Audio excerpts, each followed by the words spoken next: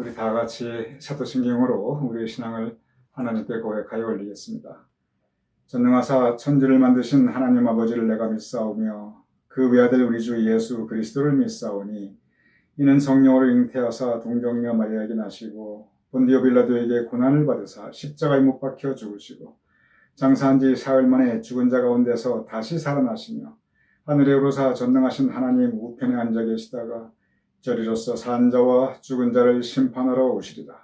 성령을 믿사오며 거룩한 공회와 성도가 서로 교통하는 것과 죄를 사하여 주시는 것과 몸이 다시 사는 것과 영원히 사는 것을 믿사옵나이다. 아멘.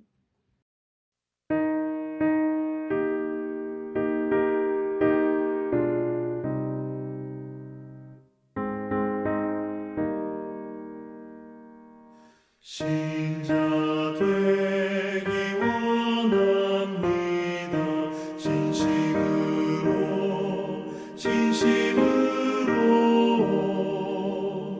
신자 되기 원합니다. 진심으로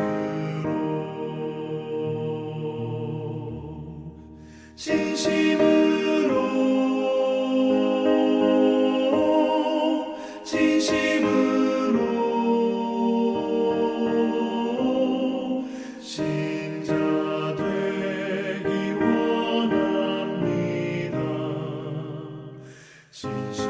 진심으로 사랑하기 원합니다.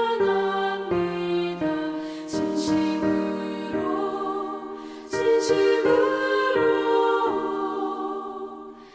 사랑하기 원합니다.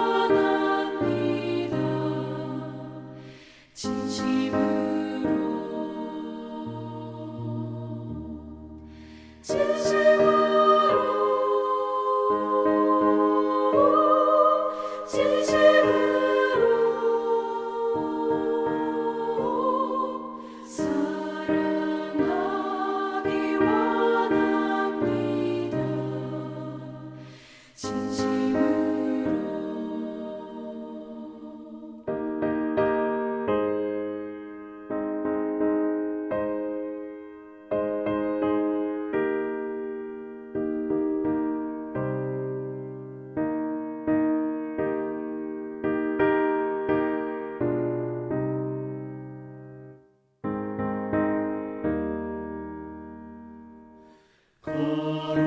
거룩하기 원합니다.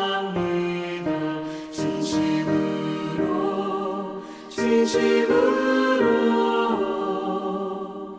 거룩하기 원합니다.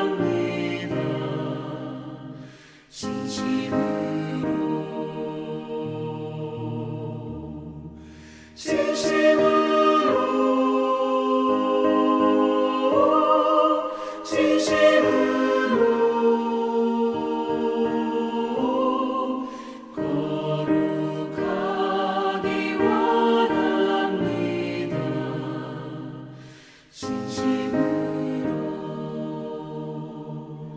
예수 닮기 원합니다.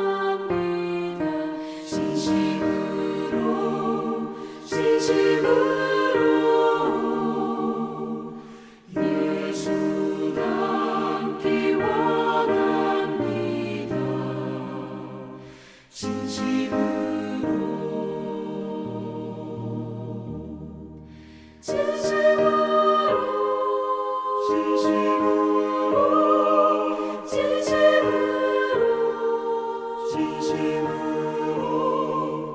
예수 닮기 원합니다. 진심으로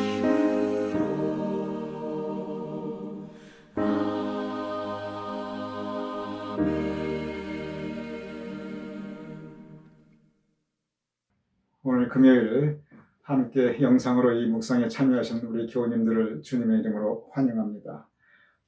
오늘 하루도 복된 하루 되심을 축원드리며 내일 토요 묵상은 이장원 전도사님께서 인도하여 주실 것입니다. 내일 토요 묵상은 이장원 전도사님과 더불어 또한 은혜 풍성한 토요 묵상이 되심을 축원드립니다. 저는 이제 오늘 금요일 아침 비행기를 타고 미국으로 귀국하게 됩니다.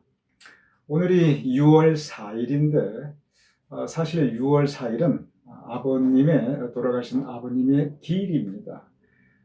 추도식 날입니다. 2002년, 그러니까 지금부터 19년 전이지요. 2002년 6월 4일 아버님께서 하나님의 부르심을 받고 소천, 천국으로 이제 하나님의 부르심을 받으셨습니다.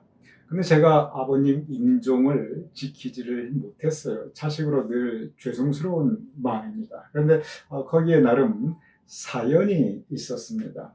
아버님께서 돌아가시기 전에 짧지 않은 기간을 계속 병상에 계셨어요. 그러던 중 아마 이제 4월로 기억이 되는데 어머님께서 전화가 왔습니다. 얘야, 의사 선생님이 그러시는데 네 아버지 일주일을 넘기시기 힘들 것 같으시단다. 그래서 제가 어머니 알겠습니다. 그리고 곧바로 교회에다가 제가 그런 사정을 말씀을 드리고 이제 2주 휴가를 얻어서 곧바로 한국으로 갔습니다. 그때가 델라웨어에 있었던 델라웨어 한인연합감리교회 제가 담임 목사로 심무할 때였습니다. 그래서 이제 한국으로 가서 병생에 계신 아버님을 배웠는데 아버님께서 저를 보시더니 갑자기 기운을 내시더니 누워 계시던 분이 이렇게 일어나 앉으셨어요. 그러시면서 식사도 하시기 시작하시면서 다시 기력을 회복을 하셨습니다. 그래서 2주가 지나고 제가 아버님이 다시 기력을 잘 회복하시는구나 하고 기쁜 마음으로 미국으로 돌아왔습니다. 그래 미국에 이제 온지 그래서 델라웨어 그때 당시 한인연합감리교회 다시 이제 목회 2주 한 열흘 남짓하게 또 지났어요. 그랬는데 다시 또 어머님으로부터 다급하게 전화가 왔어요. 아이고 의사 선생님 그러시는데 아무래도 힘드시겠단다야, 며칠 못 가시겠단다야, 그렇게 말씀하셔요. 제가 다시 이제 또 교회 이러한 사정을 말씀을 드리고 참 죄송하지만 2주 휴가를 또 받았어요. 그래서 교회에서 참 배려를 많이 해주셨어요. 그래서 제가 또 곧바로 한국행 비행기를 타고 갔습니다. 그래서 이제 또 한국에 와서 병생이신 아버님을 뵈었는데 아버님께서 또 저를 보시더니 또 기력을 내시는 거예요. 그래서 또 식사도 하시고 또 좀 나아지시는 거예요. 그러던 차에 이제 제가 받았던 그 2주가 다 지나고 다시 이제 이 미국으로 돌아왔습니다. 그렇게 미국으로 돌아왔는데 또 얼마 지나지도 않았어요. 한 열흘 정도, 한 2주 정도 또 지나니까 한국에서 또 전화가 왔어요. 얘야, 이번에는 네 아버지 정말 돌아가실 것 같다. 지금 보니 숨도 제대로 못 쉬는 것 같다. 그래서 교회에다가 정말 민망하지만 또 말씀을 드렸어요. 지금 이런 상황입니다. 아무래도 이번에는 정말 돌아가실 것 같으니 제가 가서 장남이니까 장례식이라도 제가 이렇게 모시고 그리고 맞춰드리고 그리고 오겠습니다. 장례식 하러 간다는데 교회가 또 어떻게 뭐라고 할 수가 없잖아요. 그래서 3번째 제가 교회에서 허락해 주시는 휴가를 받아서 이제 아버님 장례식 제가 모셔드리겠다 그런 마음으로 왔어요. 그랬는데 이 아버님께서 이제 이번에 또 저를 3번째 뵈셨는데 그런데 이 아버님께서 또 이렇게 그 한 2주가 지나도록 뭐 돌아가시고 그러시지 않고 또 이 기력이 조금 나아지시는 것 같은 그런 모습이셨어요. 그랬는데 이 지금 한두 번도 아니고 이게 지금 벌써 3번인데 그래서 제가 이제 미국으로 돌아올 때 거기서 계속 또 기다릴 수는 없는 거니까 어머님 이제는 아버님이 돌아가셔야 제가 올 수 있습니다. 제가 교회 벌써 이게 3번째인데 또 어떻게 또 이제 돌아가실 것 같으니 가겠습니다. 그 얘기를 어떻게 또 하겠습니까? 이제는 돌아가시면 그때 오겠습니다. 그리고 아버님께도 제가 그렇게 말씀을 드렸어요. 그러니 뭐 아버님도 평생 목회하신 분이시고 어머님도 그 옆을 계속 지키신 분이시니까 교회 사정은 아니까 그래 당연히 그래야지. 그래서 이제 그때 당시에 이게 이제 마지막으로 아버님 살아생전 마지막으로 아버님을 뵙는구나 그 마음으로 이 미국 오는 비행기를 탔습니다. 이제 그때 당시만 해도 지금은 코로나 바이러스가 그렇지만 이 델라웨어에서 한국 왔다 갔다 하려면은 이 케네디 공항으로 와야 되거든요. 여기가 똑같아요. 그런데 이 비행기가 오전 비행기가 있고 밤 비행기가 있습니다. 그게 미국이 있어도 그렇고 한국에 있어도 그래요. 오전 비행기, 밤 비행기. 그래서 제가 이제 오전 비행기를 타고 한국에서 오전 비행기를 타고 미국에 도착했어요. 한국에서 오전 비행기를 타면 미국에서도 오전에 도착합니다. 그래서 그렇게 한국에서 오전 비행기, 아침 비행기를 타고 그리고 미국에 도착한 날이 그게 6월 3일이었어요. 근데 제 딸아이 생일이 6월 3일이거든요. 그래서 케네디 공항에 6월 3일 오전에 도착을 해서 델라웨어에 있는 집에 가서 그러니까 뭐 점심 한 오후 정도 돼요. 딸아이가 6월 3일 생일이니까 그날 저녁에 딸아이 친구들 이렇게 모아놓고 생일 파티를 해주었어요. 그랬는데 딸아이 생일 파티 지금 한참 하고 있는데 그런데 한국에서 연락이 왔어요. 네 아버지 돌아가셨다. 그래가지고 딸아이 생일 파티 하던 중에 제가 그날 아침에 왔는데 그날 밤 비행기, 그 밤 비행기를 타기 위해서 곧바로 케네디 공항으로 또 갔습니다. 교회에서도 기가 막힌 노릇이죠. 목사가 분명히 오전에 왔는데 그리고 아버님 돌아가셨다고 밤 비행기로 또 한국에 간다니까. 근데 뭐 그때는 이제 정말 돌아가셨으니까. 가만히 생각해 보니까 아버님께서 이제 가면은 다시 못 옵니다. 그래서 지금 인사드리겠습니다. 저하고 그렇게 작별 인사를 나누시고 제가 보니까 하루가 채 못 돼서 돌아가신 거예요.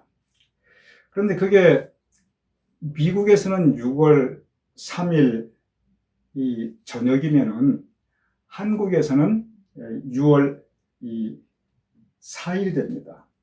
그래서 딸 아이가 생일이 6월 3일인데 바로 그 생일 파티하는 그 시간 그때 돌아가셨는데 그때가 한국 시간으로는 6월 4일이 되는 거예요. 이게 사실은 딸 아이 생일하고 아버님 돌아가신 길하고 같은 시간이 됩니다. 그래서 아버님 길은 6월 4일, 딸 아이 생일은 6월 3일. 그래서 제가 이제 곧바로 한국으로 가서 장례식만 하고 또 곧바로 이제 미국으로 왔던 것이 그게 19년 전의 일입니다. 그래서 이제 오늘 6월 4일 아버님 기일이고 또 제가 지금 이제 미국으로 돌아가니까 이런저런 그때 19년 전에 그러한 일이 생각이 납니다.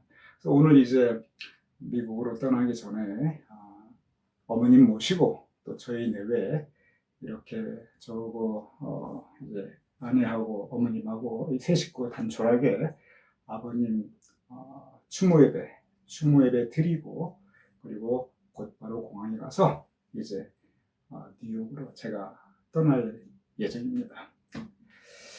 돌아보면 모든 것이 은혜입니다. 우리가 생명 가지고 살아있는 것이 은혜이고 또 우리를 주님께서 구원해 주시고 천국에 정말 아버지 집에 자리를 예비하여 주셔서 나 있는 곳에 너희를 영접하리라. 이 주님의 이 약속에 따라서 우리가 천국 소망을 가지고 또 우리의 아버님, 어머님 이 천국에 주님께서 영접하여 주셨다는 그 믿음, 그 감사함을 가지고 살아갈 수 있는 것, 이 또한 모든 것이 하나님의 은혜인 것 같습니다.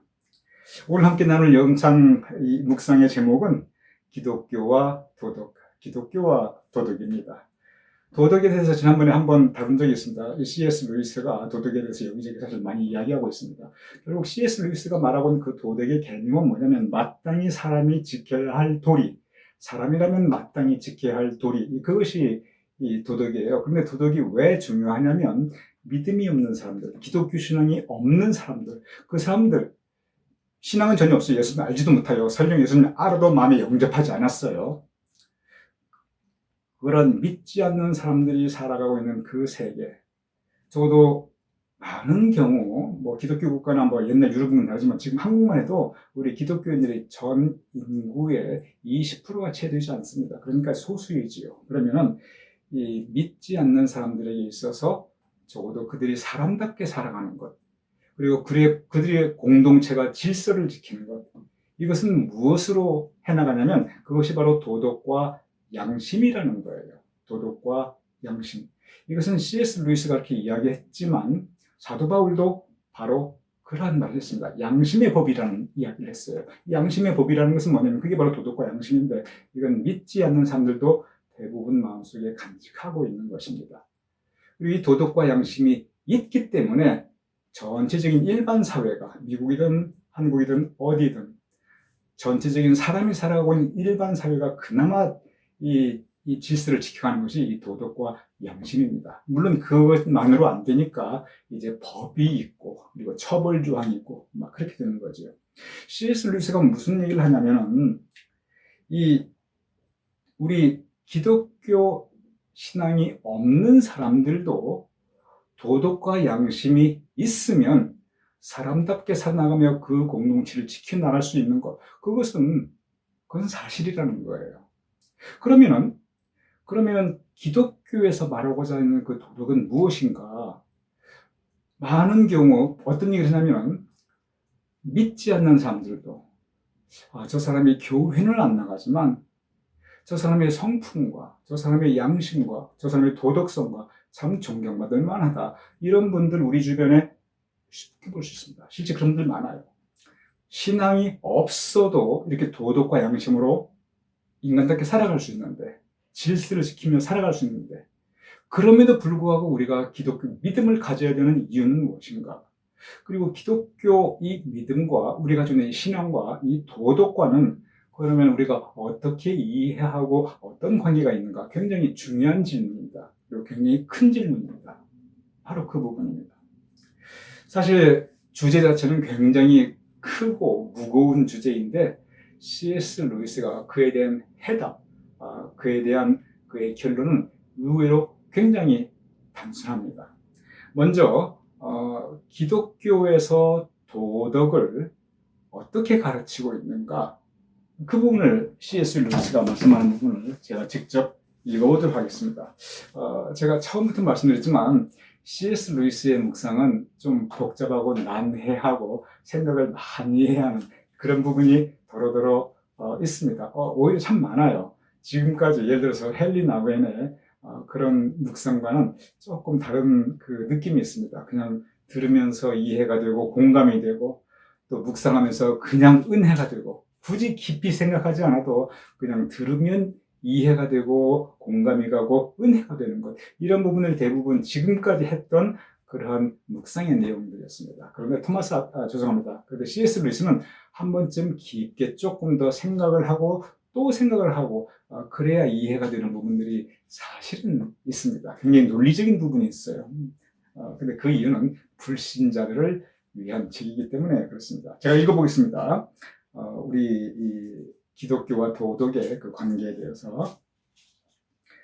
먼저 기독교의 도덕을 이야기할 때 가장 먼저 분명히 이야기해야 할 것은 새로운 종류의 특별한 도덕을 가르치기 위해서 예수님이 오신 것이 아니라는 점입니다. 제가 잠깐 중간중간 설명을 하면서 말씀드리겠습니다. 이건 뭐냐면 기독교의 도덕을 이야기할 때 세상 도덕 따로 있고 기독교 도덕 따로 있고 한국 도덕과 미국 도덕이 따로 있고 믿는 사람들의 기독교 도덕이 따로 있고 그런 게 아니라는 거예요. 도덕은 보편적인 것이라는 겁니다. 물론 문화적인 그 차이에 따라서 약간의 그 변형이 다른 점이 있을 수 있지만 보편적으로 도덕은 우리가 믿고 있는 기독교의 믿음과 그다지 다르지 않다는 거예요. 그래서 여기 보면은 기독교의 도덕이 예수님께서 오신 이유가 새로운 종류의 특별한 도덕을 말씀하기 위해서 온 것은 아닙니다. 즉,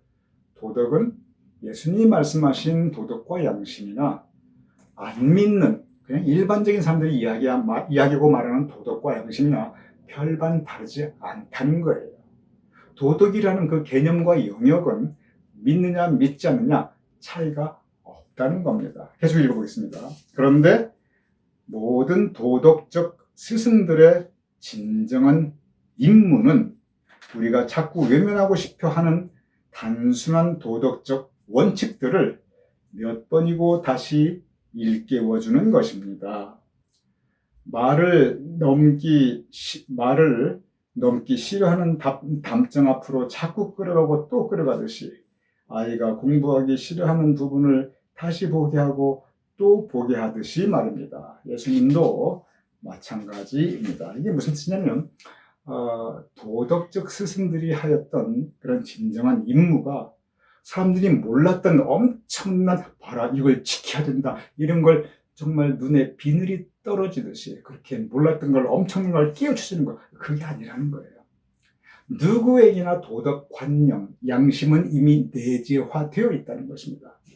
이미 하나님께서 우리를 그런 영적 존재로 창조하셨으니까. 중요한 것은 뭐냐면 도덕적 스승들의 임무는 그것을 우리에게 일깨워주는 것. 일깨워주는 것. 우리가 싫어하고 그리고 우리가 자꾸 거기에 대해서 게을러지는 걸 우리에게 다시 이렇게 일깨워주는 것. 그래서 예를 뭐로 들면 사람이 타는 말을 갖다가 훈련시킬 때 장애물을 넘어가게 하고 또 자꾸 넘어가는 훈련을 해야 나중에 정말 장애물이 있을 때 말이 그걸 휙 넘어갈 수 있고 그리고 공부 하기 싫어하는 아이를 갖다가 자꾸 책상 앞으로 앉게 하고 또 앉게 하고 해서 애가 공부하는 습관을 들이게 하는 것. 그러니까 중요한 것은 뭐냐면은 사람들로 하여금 자꾸 반복 학습을 통해서 그것을 일깨워주는 것. 이게 도덕적 스승의 할 일이지. 없었던 도덕이 새로 탄생하고 그러지 않는다는 거예요. 예수님도 마찬가지라는 거죠. 우리가 몰랐던 거, 없었던 거, 그거 아니라는 거예요. 도덕은 전에도 있었고, 지금도 있었고, 앞으로도 있을 건데, 그 내용이 비슷비슷하기 때문에 단지 우리의 마음을 새롭게 해주는 것. 그것이 지금까지의 도덕적 스승들의 임무였고, 도덕을 관해서 얘기하자면, 만약에 도덕에 관해서 얘기하자면, 예수님도 그와 다르지 않다는 겁니다. 즉, 예수님께서 만약에 도덕적 스승으로 우리가 예수님을 바라본다면 새로울 거 하나도 없다는 거예요. 예수님은 그것 때문에 오신 분이 아니라는 것입니다. 이것은 전에 이 책의 초반부에서도 이미 C.S. 루이스가 말씀했던 부분입니다. 즉 계속 동일하게 C.S. 루이스가 강조하는 것은 뭐냐면 도덕은 중요하지만 예수님이 오신 것은 도덕을 가르치기 위해서 오신 것이 아니고 그리고 기독교의 목적, 우리 믿음의 이 목적이 도덕을 우리에게, 양심을 우리에게 가르치기 위한 것이 아니라는 거예요. 그것은 예수님이 아니라도, 그것은 기독교 신앙이 아니라도 우리 스스로 다른 곳에서, 다른 선생님들 통해서, 우리의 인격 수행을 통해서 우리 스스로도 해나갈 수 있다는 것입니다. 그래서 C.S. 루이스는 강조합니다. 예수님께서 오신 목적은 도덕적인 부분을 우리에게 일깨워 주기는 하지만 그래서 도덕적 스승이기는 하지만 예수님께서 오신 진정한 목적은 우리의 영혼 구원, 죄인을 구원시키기 위해서. 그런데 이 죄인이 천국에 갈 수 있거든요. 얼마나 놀라운 사실이라는 거예요. 죄인이라면 심판받고 지옥에 떨어져 갈 그게 죄인인데 근데 죄인이 그 죄를 용서받고 천국 갈 수 있다면 이것이 얼마나 놀라운 하나님의 은혜, 예수 그리스도를 통한 하나님의 은혜인가. 바로 그 부분을 C.S. 루이스가 말씀하고 있습니다. 기독교 신앙의 목적, 그것은 영혼 구원입니다. 예수님께서 왜 오셨는가? 바로 이 영혼 구원을 위해서 오셨다는 것입니다. 그러므로 기독교와 도덕의 관계는 전에도 다시 한번 이 묵상을 통해서 그 내용을 말씀 C.S. 루이스가 하셨지만 그리고 중반부에 또 강조하는 것이 뭐냐면 도덕을 가르치는 여러 가지 도덕적인 가르침에 참 많이 있습니다. 성경에 보면 이렇게 하라, 이렇게 하지 말라. 이건 이렇게 해야 된다, 이건 이렇게 해야 된다. 이웃에게 이렇게 해야 된다, 이웃에게 이런 건 하지 말아야 된다. 여러 가지 좋은 말씀들, 도덕적인 가르침이 많이 있습니다. 그러나 그것이 목적은 아니라는 거예요. 그것은 우리에게 다시 말씀드립니다. 일깨워주기 위한 것. 일깨워주기 위한 것. 예수님께서 오신 것은 모든 사람들을 위해서 도덕을 무시하는 것이 아니고 도덕과 양심을 부정하는 것도 아니고 도덕과 양심을 넘어서는 도덕과 양심은 기본이고 그것을 넘어서는 곳에서 구원의 역사를 이루시기 위함을 우리에게 가르치고 있습니다. 그러면서 C.S. 루이스가 이 이야기를 합니다. 제가 읽어보겠습니다. 이것이 도덕과 양심의 가장 기본이라는 거예요. 제가 읽어보겠습니다. 기독교 믿음이 추구하는 사회는 어떤 의미에서는 도래하지 않을 것입니다. 그런데 제가 말씀드립니다. 남에게 대접받고 싶은 대로 너희도 남을 대접하라 라는 예수님의 도덕적 교훈을 우리가 입술이 까맣게 되도록 반복하며 되뇌일 수 있습니다. 그런데 하나님을 사랑하기 전까지는 내 이웃을 내 몸같이 사랑할 수 없고, 내 이웃을 내 몸같이 사랑하기 전에는 다른 사람을 대접할 수 없습니다. 그리고 무엇보다 하나님께 순종하는 법을 배우지 않는 한 하나님을 사랑할 수 없습니다. 이 부분은 제가 좀 설명이 필요합니다. 이게 무슨 뜻이냐면은 결국 우리 기독교가 추구하는 도덕적인 내용, 사회가 말하는 양심적인 그런 많은 가르침들이 있는데 그 근본은 무엇인가? 하나님 사랑. 우리가 하나님을 사랑하고 그리고 그 말씀에 순종하는 것. 그것이 모든 도덕과 양심의 근본, 그 출발점이라는 겁니다. 즉 우리가 이것을 해야 되고 저것을 해야 되고 하지 말아야 되고 이런 것들이 이 공동체를 위한 의무 조항이나 아니면 나의 이 영적 품위를 지키기 위한 노력, 이 차원이 전혀 아니고 그 근본적인 것은 하나님이 말씀하시니 그 말씀에 순종하는 것. 하나님을 사랑하니, 그리고 C.S. 루이스가 그런 얘기했죠. 사랑이 없다 할지라도 하나님을 사랑한다고 일단 치고, 그리고 내가 어떻게 하면 하나님께서 기뻐하실까? 어떻게 하면 하나님께서 좋아하실까? 그걸 생각해 보자. 그러면은 그걸 해나가는 것이 하나님을 사랑하는 것이다. 그러면 하나님을 사랑하는, 그리고 하나님께서 가장 기뻐하시는 것, 결국 하나님 말씀에 순종하는 것, 말씀에 순종하고 하나님을 사랑하고, 바로 그것이 모든 도덕, 모든 양심의 출발점이라는 겁니다.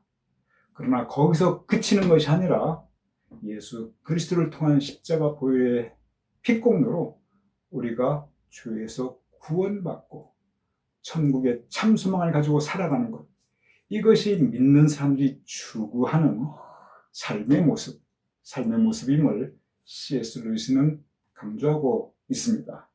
요약하면 우리 믿는 사람들은 세상 사람들이 말하는 도덕과 양심 다 지켜야 된다는 거예요.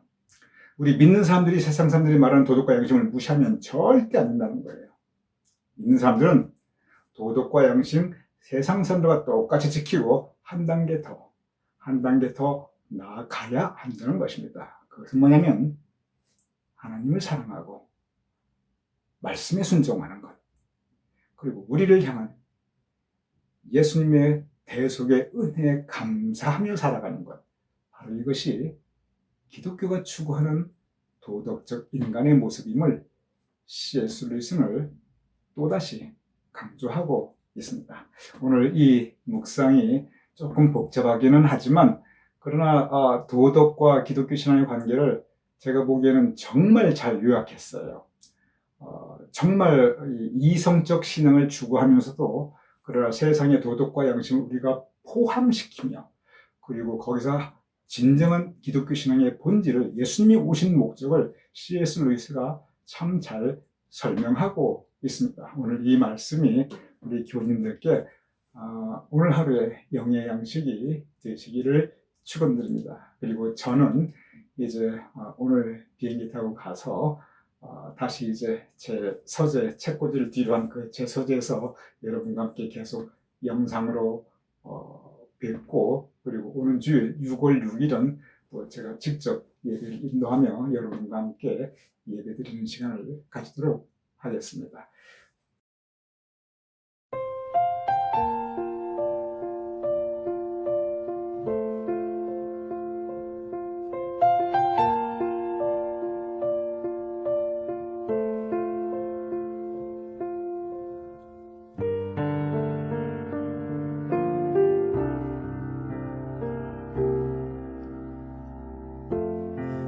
삶의 작은 일에도 그 마음을 알기 원하네.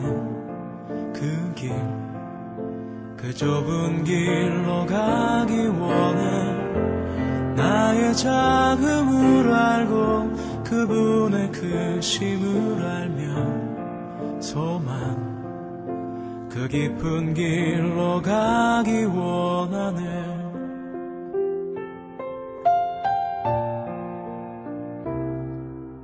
저 높이 솟은 산이 되기보다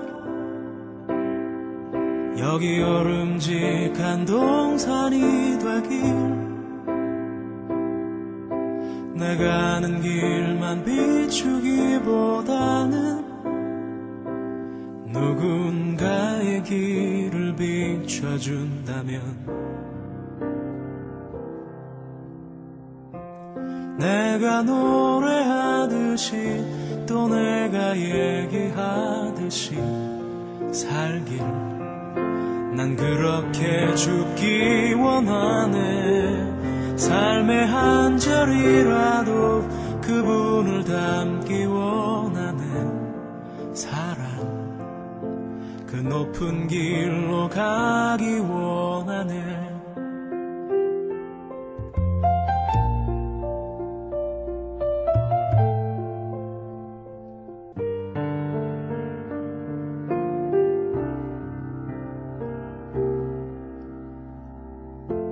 삶의 작은 일에도 그 마음을 알기 원하네.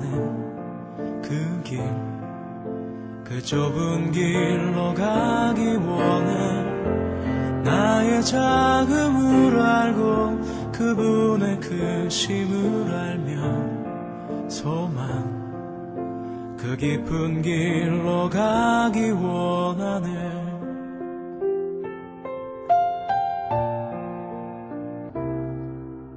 저 높이 솟은 산이 되기보다 여기 오름직한 동산이 되길. 내가 아는 길만 비추기보다는 누군가의 길을 비춰준다면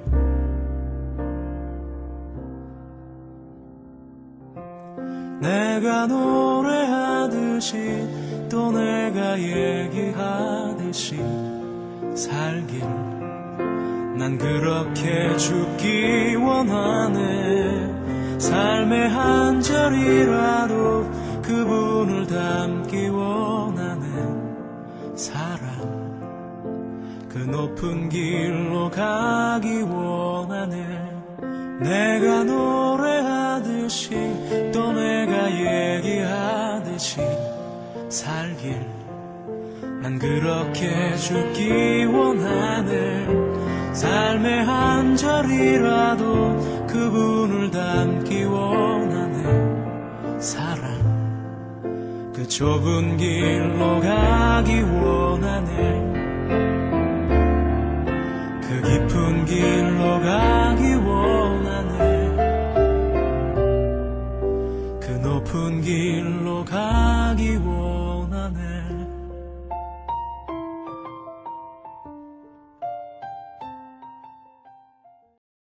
이제 제가 기도 올려드리고 그리고 주기도문으로 오늘 묵상 마치겠습니다.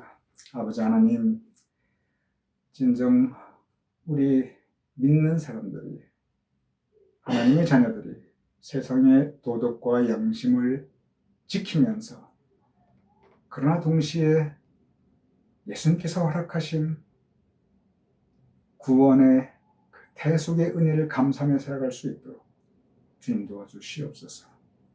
예수님께서 이 땅에 오신 목적이 도덕과 양심을 일깨워주며 그러나 그것으로 그치지 않으시며 우리의 영혼을 구원하기 위함을 우리가 배웠사옵나이다. 우리를 하여금 다시 깨달을 수 있도록 도와주시옵소서. 그리하여 하나님 보시기에 우리가 아름다운 삶을 살며 세상 사람들이 보기에 우리가 또한 도덕과 양심을 지키며 살아가는 예수님의 제자로서 살아갈 수 있도록 주여 도와주시옵소서. 오늘 하루 우리에게 주님께서 새로운 시간을 허락하심을 감사하오며 이 하루를 주님의 성령께서 우리와 동행하심을 믿사오며 예수님의 이름으로 기도드렸사옵나이다. 아멘.